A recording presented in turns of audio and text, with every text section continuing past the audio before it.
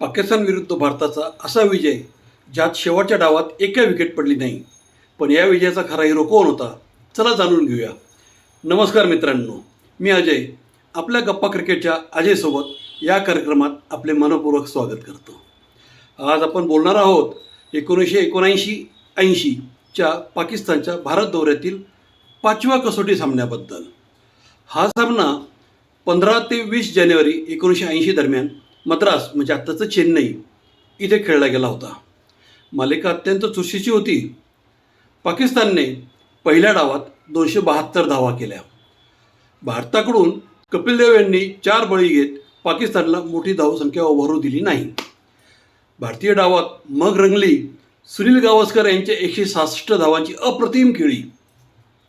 त्याला कपिल देव यांच्या 68 धावांची मोलाची साथ लाभली आणि भारताने 430 धावा करून 158 धावांची आघाडी घेतली. दुसऱ्या डावात पाकिस्तान 233 धावातच गारत. त्यामुळे भारतासमोर विजयासाठी फक्त 76 धावांचे लक्ष्य राहिले. यानंतर भारतीय सलामीवीरांनी एका विकेट न गमावता लक्ष्य पार केले आणि भारताने तब्बल 10 विकेट्सनी दणदणीत विजय मिळवला.